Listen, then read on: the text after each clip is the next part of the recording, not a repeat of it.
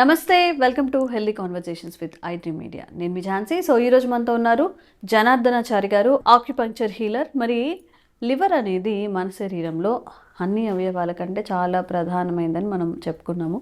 So లివర్లో ఏదైనా issues ఉన్నాయి, liver సరిగా పనిచేయట్లేదు అన్నప్పుడు మనకు ఆ సిమ్టమ్స్ అనేవి ఎలా తెలుస్తుంది, అండ్ ఆక్యుపంక్చర్లో ఎలాంటి ఆక్యుప్రెషర్ పాయింట్స్ ద్వారా ఈ లివర్ని మనం సెట్ చేసుకోవచ్చు, ఈ విషయం తెలుసుకుందాము. నమస్తే సార్. నమస్తే అమ్మా.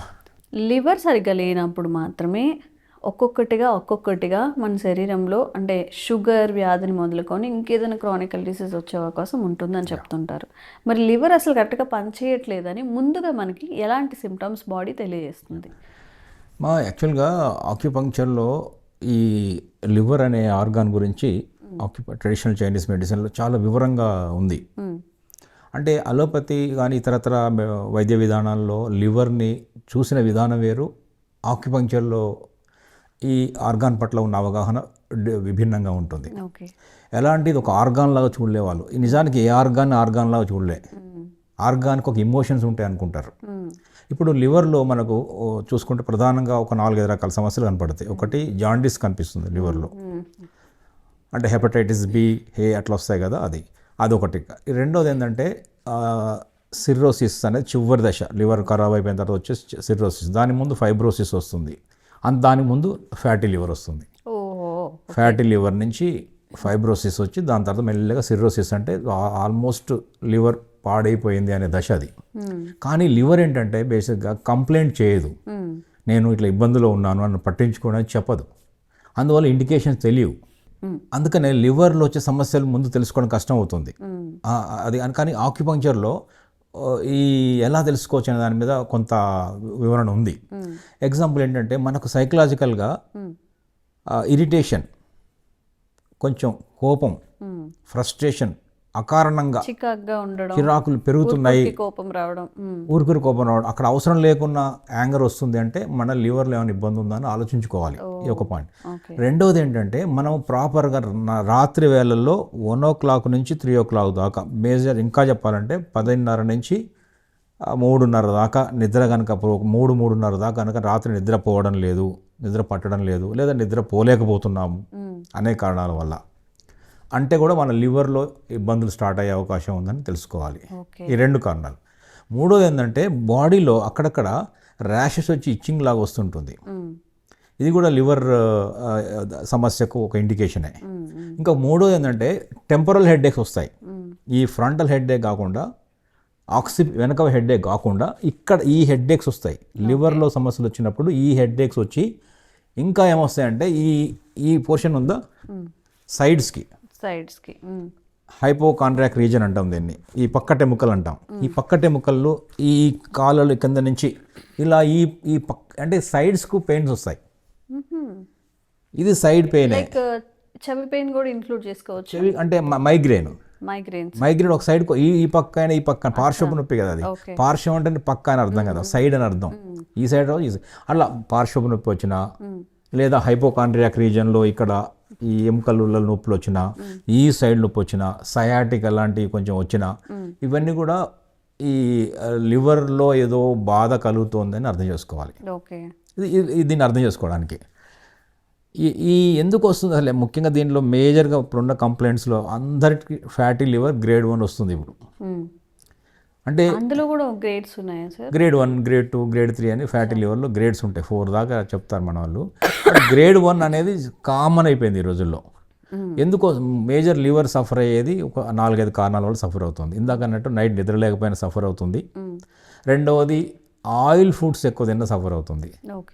ఆయిల్ ఫుడ్, గ్రీజీ ఫుడ్, తర్వాత లేట్ నైట్ భోజనాలు, లేట్ నైట్ తిన్నాము అంతే. ఎందుకంటే దానికి రెస్ట్ ఉండే టైంలో మనం ఫుల్గా తినేసి పడుకుంటున్నాం. అప్పుడు లివర్ ఏం చేస్తుందంటే దాని డైజెషన్ పనిలో పడి బాడీ క్లెన్జింగ్ అని ఆపేస్తుంది. ఆ లివర్ సఫర్ అవుతుంది. ఆ లివర్ టైం అది 11 to 3 అనుకున్నాం కదా, గాల్ బ్లాడర్ లివర్. సో అది ఒకటి.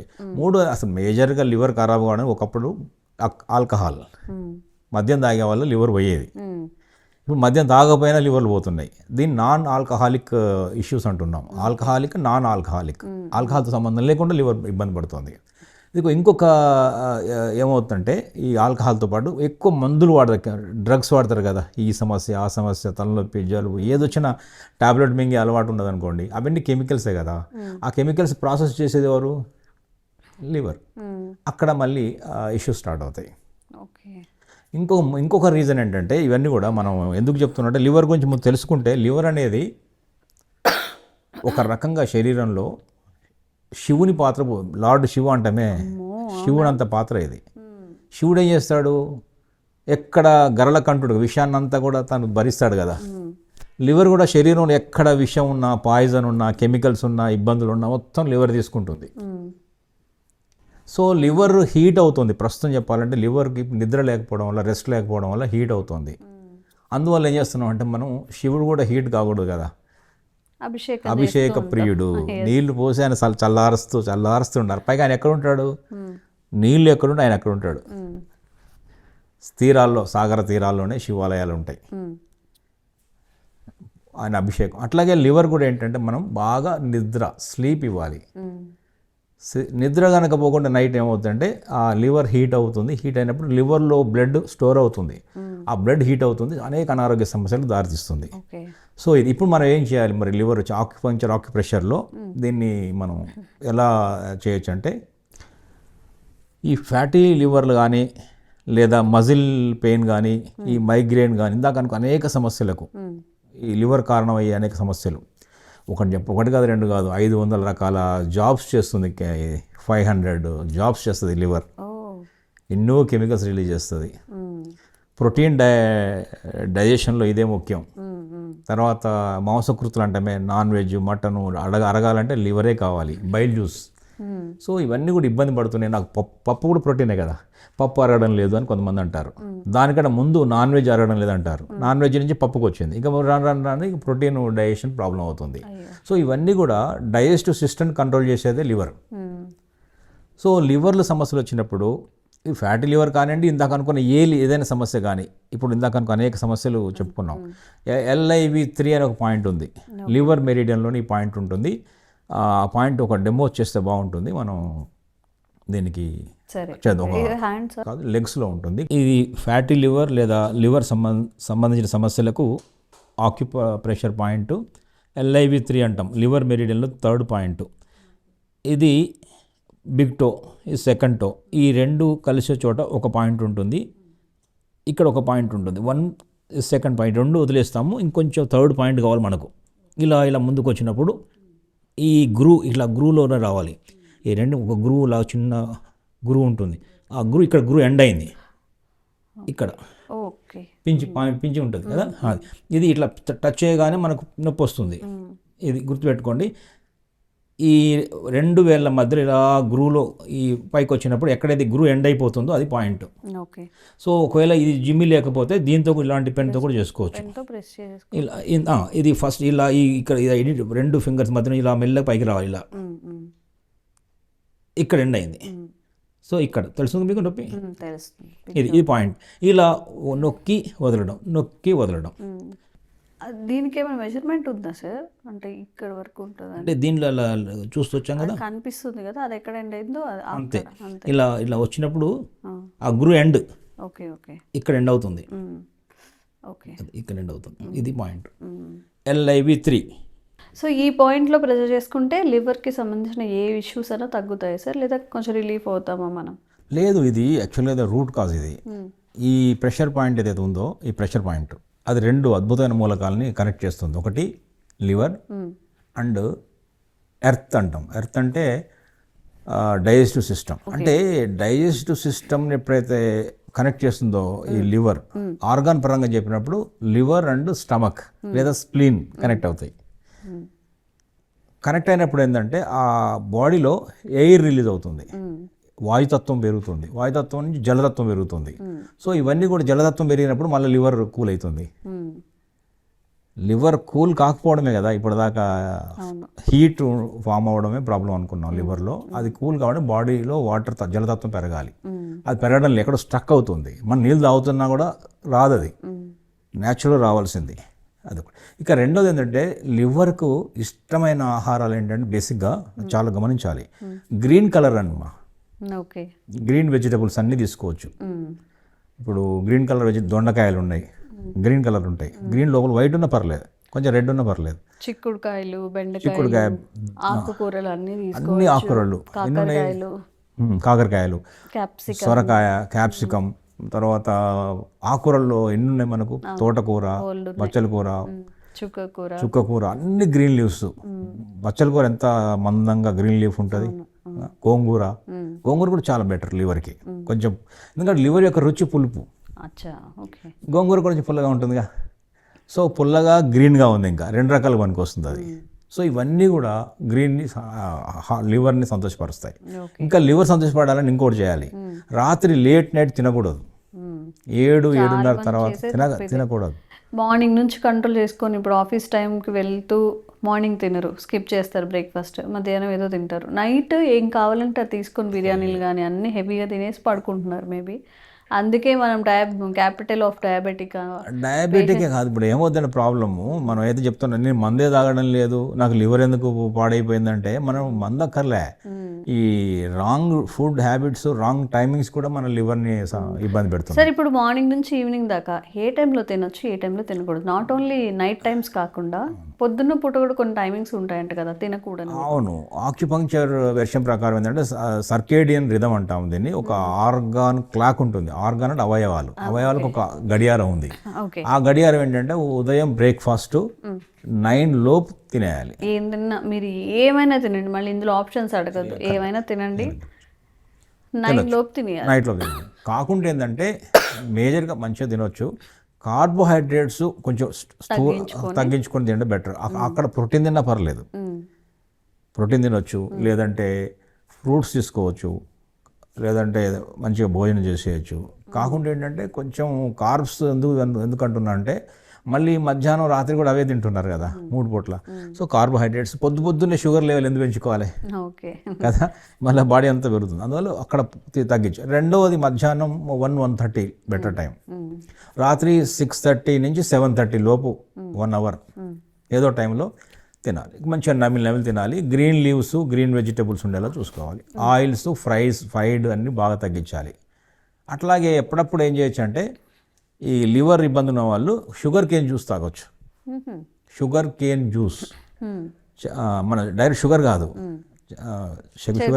చెరుకు రసం కూడా చాలా చాలా బెటర్ అవుతుంది, అది కూడా తీసుకోవచ్చు. ఇది మనం ఈ డైట్లో తీసుకోవాల్సింది. ఇది ఆక్యుప్రెషర్ పాయింట్. కొంచెం దీనికి కోపం, ఇరిటేషన్ ఉంది కాబట్టి కొంచెం కంట్రోల్ పెట్టుకోవాలి. ఇప్పుడు ఎవరైనా అర్థం చేసుకోవాలి, లివర్ సమస్య ఉందనుకోండి ఇంట్లో, ఆయన అరుస్తుంటాడు, అరిచినప్పుడల్లా మనం అరవకూడదు. ఎందుకు అరవకూడదు? మనకు తెలుసు ఆయనకు లివర్ ప్రాబ్లం ఉందని, ఆయన గాల్ బ్లాడర్ ప్రాబ్లం ఉందని, కోపం వస్తుందని. ఆయన తప్పు కాదు, అది లోపల ఉన్న ఒక ఆర్గాన్ ఇబ్బందుల వల్ల ఆయన అలా మాట్లాడుతున్నారని అర్థం చేసుకుంటే గొడవలు రావు. ఆయన అరిచాడుగా ఈయన అరిచాడు, ఆమె అరిస్తే ఏమవుతుందంటే కొంచెం పెద్దగా అవుతుంది సమస్య. అంటే మన మూడ్ స్వింగ్స్ ఇవన్నీ కూడా ఆర్గాన్స్ మీద డిపెండ్ అయ్యి. కరెక్ట్. లివర్ హ్యాపీగా ఉంటే మనం మనం పోర్ట్రే చేసేది కూడా అలా ఉంటుంది అంతే. ఇప్పుడు ఇందాక అన్నట్టు ఒక్కొక్క ఆర్గాన్ ఒక ఇమోషన్ ఉంది. లివర్ అనే ఆర్గాన్ కొన్ని ఇమోషన్ యాంగర్, ఫ్రస్ట్రేషన్. ఇంబ్యాలెన్స్ అయినప్పుడు, బ్యాలెన్స్ ఉన్నప్పుడు అచీవర్, సాధకుడు, ప్లానర్, గొప్ప ప్లాన్లు వేయగలుగుతారు. క్రియేటర్, గొప్ప గొప్ప ఆర్టిస్టులు ఉంటారు కదా బొమ్మలు వేసేవాళ్ళు, క్రియేట్ చేసేవాళ్ళు, their liver is so strong. ఎవరి లివర్ అయితే చక్కగా హెల్దీగా ఉంటుందో, మళ్ళీ చెప్పవచ్చు, లివర్ బాగున్న వాళ్ళు గొప్ప క్రియేటర్ అవుతారు, సృష్టికర్త అవుతారు, అంత అద్భుతమైన బొమ్మలు వేయగలుగుతారు, అద్భుతమైన మెషిన్లు తయారు చేయగలుగుతారు, అద్భుతమైన ప్లానింగ్ చేయగలుగుతారు, ఒక ఆర్మీ చీఫ్ లాగా, సర్వ సైన్యాధ్యక్షులాగా విజయాలు సాధించగలుగుతారు. అంత గొప్ప, ఇదంతా ఇమోషనల్ ఇష్యూస్ ఇవన్నీ కూడా. అట్లాగే హార్ట్కి వచ్చామనుకోండి, దానికి ఉన్న ఇమోషన్ జాయ్గా ఉన్నాడు మనిషి అంటే హార్ట్ బాగుందని అర్థం. ఎప్పుడు కోపంగా, చిరువురు, అదే కనుక జాయ్ ప్లేస్లో హార్ట్ ప్రాబ్లంకి వచ్చింది అంటే ఇంకొక ఇమోషన్ వస్తుంది, అది ఈగోయిస్ట్గా మారిపోతాడు. అదే హార్ట్ బాగుంటే జాయ్, కొంచెం ఎనర్జీ ఇబ్బంది అయితే ఈగో. అట్లాగే పొట్ట ఉందనుకోండి, డిస్టర్బ్ అయిందంటే ఓవర్ థింకింగు, అట్లాంటి సమస్యలు వస్తాయి. ఓవర్ థింకింగు, తర్వాత ఎప్పుడు ఎక్కువ లవ్ అండ్ అఫెక్షన్ అంటామే, అది ఎక్కువ ఉంటుంది స్టమక్ బాగున్న వాళ్ళకు. బాగున్న వాళ్ళకి బాగున్న వాళ్ళకు స్టమక్ ఎనర్జీ బాగుంటాయి. అది డిస్టర్బ్ అయితే ఓవర్ థింకింగ్, డిస్టర్బెన్సెస్ అవుతాయి. ఒకటి ఆలోచిస్తారు, పట్టుకుని వదలరు, ఓకే. అక్కడక్కడే ఉంటారు. అట్లాగే లంగ్ అనే దానికి కూడా ఒక ఎమోషన్ ఉంది, దుఃఖం. లంగ్ ఎనర్జీ డిస్టర్బ్ అయిందంటే వాళ్ళు ఏడుస్తూనే ఉంటారు పాపం. ట్యాప్ ఓపెన్ చేసినట్టు లంగ్స్ ఏడుపు, దుఃఖపడుతుంటారు. సో అలా కాకుండా లంగ్స్ బాగా పర్ఫెక్ట్గా ఉన్నాయంటే రెస్పాన్సిబిలిటీ, షేరింగ్ రెస్పాన్సిబిలిటీ, తర్వాత పంక్చువాలిటీ, గొప్ప ధైర్య సాహసాలు ఉంటాయి, మంచిగా ఉంటారు అక్కడ, లంగ్స్ బాగుంటాయి. అట్లాగే వాటర్ అనుకోండి, కిడ్నీ ఎనర్జీ కూడా పర్ఫెక్ట్గా ఉందంటే వాళ్ళు చాలా అద్భుతమైన ఆంజనేయ స్వామి లాగా ధైర్యంగా నిలబడగలుగుతారు. బోన్స్ బాగుంటాయి, స్ట్రక్చర్ బాగుంటుంది, హైట్ వెయిట్ ఉన్న వాళ్ళంతా కూడా కిడ్నీ ఎనర్జీ బాగుందని అర్థం. ఓకే, అది కిడ్నీ ఎనర్జీ బాగున్నప్పుడు ధైర్యం, సాహసం ఉంటుంది. ఓకే, హనుమాన్ లాగా. అదే వీక్ అయిందండి, ఇంబ్యాలెన్స్ అయితే మాత్రం భయం వస్తుంది దాని ప్లేస్లో. కిడ్నీ భయం, ఫియర్ స్టార్ట్ అవుతుంది. ప్రతిదాన్ని భయపడిపోతారు. రాత్రి అంటే భయం అవుతుంది, వాటర్ అంటే భయం అవుతుంది, పై నుంచి కింద చూసి భయపడతారు. ఆ ఇమోషనల్గా ఫియర్నెస్ వస్తుంది, ఫియర్ఫుల్ అవుతారు. సో ఇట్లా ఒక్కొక్క ఎనర్జీ, ఇందాక అనుకున్న ఆర్గాన్కి ఒక ఇమోషన్ ఉంది అనేది ఆక్యుపంక్చర్, ట్రెడిషనల్ చైనీస్ మెడిసిన్ చెప్తుంది, ఇండియన్ మెడిసిన్ కూడా చెప్తుంది. కానీ అలోపతి మెడిసిన్, ఇతరత్ర మెడిసిన్ ఏంటంటే ఆర్గాన్ ఇస్ ఆర్గాన్, దానికి ఇమోషన్స్ ఉంటాయని అనుకుంటాం మనం. ఓకే. సో అందుకని లివర్ అనే దానికి ఒక అద్భుతమైన అచీవరు, సాధకుడు, ప్లానరు, క్రియేటరు. కాబట్టి ఆయనకు సృష్టి. ఇప్పుడు మనం ఇంకో మాట చెప్పను మీకు, కరెక్ట్గా ఉగాదికి ముందు ఉన్నాం మనం, అంటే క్రియేషన్ టైంలో ఉన్నాం, సృష్టికి ప్రారంభంలో ఉన్నాం. అందుకని ఉగాదికి అన్ని రుచులు తినాలని చెప్తాం. ప్రారంభం అంటేనే సృష్టి అంటేనే లివర్. ఇప్పుడు లివర్ టైంలో ఉన్నాం మనం. ఇప్పుడు లివర్ టైంలో ఉన్నాం కాబట్టి ఈ లివర్ సమస్యలు వచ్చే, కోపము, ఫ్రస్ట్రేషన్లు వచ్చే అవకాశం ఉంటుంది ఈ సీజన్లో. కొంచెం కంట్రోల్ చేసుకోవాలి. దాని టైంలో ఉన్నాం మనం ఇప్పుడు కరెక్ట్గా. ఓకే, దీపావళి, ఉగాది నుంచి ప్రారంభం అంటాం కదా. ప్రారంభం ఇప్పుడు చూడండి, ఎందుకు సృష్టి అంటున్నానంటే లివర్ సృష్టి. ఇప్పుడు మనము చిగుళ్ళు ప్రారంభం అవుతాయి కదా ఉగాదికి, చిగుళ్ళు వస్తున్నాయంటే సృష్టి ప్రారంభం అవుతుందని అర్థం. సో అందుకని లివర్ అనేది సృష్టికి క్రియేటర్ కాబట్టి ఆ ఇష్యూలన్నీ కూడా LIV3 అనే ఒక ఆక్యుప్రెషర్ పాయింట్తో ఏ ప్రాబ్లం వచ్చినా సరే, నాకు క్రియేట్ చేయలేకపోతున్నాను, నాకేదో డల్, అంతకుముందు చాలా అద్భుతంగా ఆలోచించే ఇమాజినేషన్ ఉండేది, ఇప్పుడు ఉండట్లేదు, అంతకుముందు కోపం ఉండేది కదా, కోపం వస్తుంది ఇవన్నీ అనే ఇమోషనల్ ఇష్యూస్ ఉన్నా కూడా ఫ్రస్ట్రేషన్ వస్తుంది, అన్నింటికీ ఇది పరిష్కారంగా ఉంటుంది. ట్రై చేయండి, తప్పకుండా ఈ సమస్యల నుంచి పరిష్కారం లభిస్తుంది.